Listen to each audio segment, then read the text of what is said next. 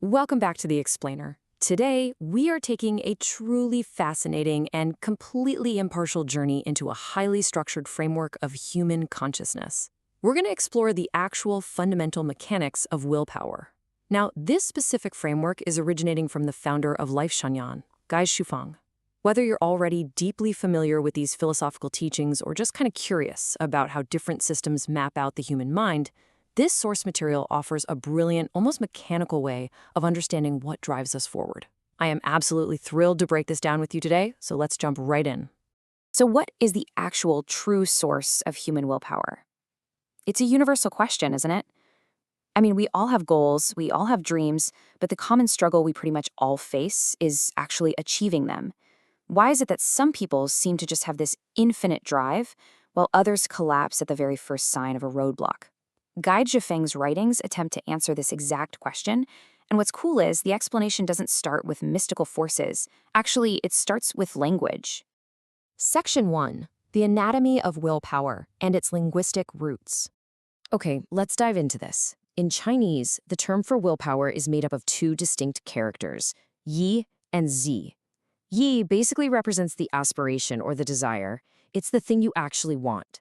But zi represents the mental and psychological state required to fulfill that desire. So willpower isn't just one big, vague thing in this framework. It's a compound of the desire itself plus the enduring state of mind necessary to see it through. It takes this highly abstract concept and makes it, well, really tangible. To really paint a picture of this gap between simply wanting something and having this steadfast determination to get it, the text uses a great metaphor. Imagine yi as merely wanting to eat a rare, exotic ginseng fruit. Most people just stop right there. They just want it. But zi is the steadfast, unyielding determination to find a way, no matter what it takes, to obtain and eat that fruit.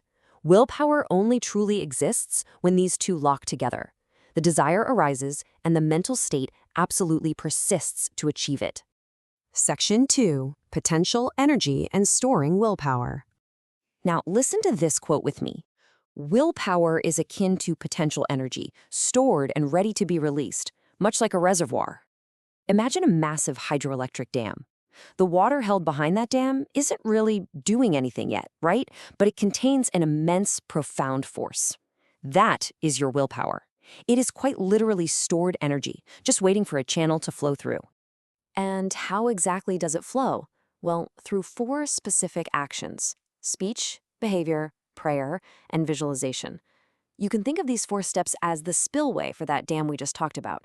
When you speak, when you act, pray, or visualize, you are throwing open the dates.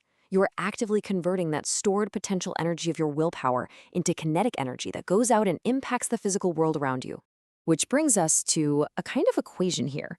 Just like a real-world power plant, the sheer magnitude of the kinetic energy you put out relies entirely on 2 things: the capacity of your reservoir, so how much willpower you actually have stored, and the hydraulic pressure driving it forward. If your internal reservoir is just a shallow puddle, your output is going to be weak, which naturally begs the question, how on earth do you build a bigger reservoir? Section 3. Clarity of mind as the source of strength. Now, what's really interesting about this is the direct connection Sufeng draws between our understanding of the universe and our mental endurance. On one hand, an ordered and lucid consciousness equals strong, unyielding willpower. On the other hand, a chaotic and confused consciousness equals weak, easily collapsing willpower. According to the text, if you comprehensively understand the mysteries of the universe, time, space, and the actual meaning of life, your consciousness becomes ordered. You know exactly what to do and what to avoid. And that clarity, that gives you an ironclad resolve. But if you happen to lack that profound understanding, the text describes the tragic consequence with this incredibly vivid, honestly brutal metaphor. It says you become like a headless fly, aimlessly stumbling through life, achieving little. Without knowing your life's underlying value and purpose, your consciousness is just chaotic. Sure, your willpower might hold up when things are easy, but the second a storm hits, it completely collapses, simply because there's no foundation of clarity holding it up. Section 4. The life chain yard example and its practical application. Remember our whole yi versus ji concept? Well, the text actually applies this to the ultimate spiritual goal of the Life Chanyan community. It contrasts the mere passing desire to reach what they call the Celestial Islands continent of the Elysium world with the unwavering, hardcore determination to actually get there, absolutely regardless of the circumstances. Let's look at the traits of their steadfast members for a second. Because their consciousness is ordered and their aspiration is completely unwavering, their willpower is like that vast reservoir. The author actually goes as far as to say that even in the face of an atomic explosion right beside them, these individuals would remain entirely calm and resolute. I mean, wow, their internal clarity supposedly makes them completely impervious to external attacks or massive sudden changes. Conversely, the text outlines the traits of those with weak willpower within the group. Instead of focusing on the deeper mysteries of life, they get distracted. They focus on gauging trends, trying to seek out mystical arts, or displaying vanity. When setbacks inevitably occur, that chaotic focus causes them to abandon their aspirations. The text even notes that some will slander the group just to justify leaving, basically seeking external validation to cover up their own internal lack of willpower. It's a really stark contrast provided by the author to show us these mechanics of consciousness in real time. Finally, Section 5, Structure versus Propulsion, and the Ultimate Limits of Willpower. And this brilliantly illustrates a core limitation. Think about it.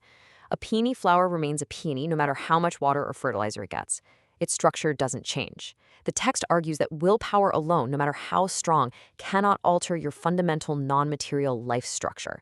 Willpower is just the energy, it's just the water and the fertilizer. But only a fundamental deep transformation in your consciousness can actually change the structure of who you are. But hey, do not underestimate that energy. As this awesome closing quote puts it, like a ship, no matter how advanced, it cannot leave the harbor without propulsion. Willpower is the force that drives us. Your consciousness is what builds the ship. Your consciousness plots the course. But without willpower, without that potential energy converting into kinetic action, your ship is literally just going to sit in the harbor forever.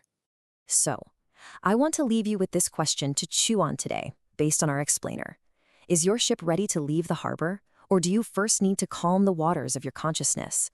You know, if you're struggling to find the willpower to achieve your goals, maybe the problem isn't your drive at all.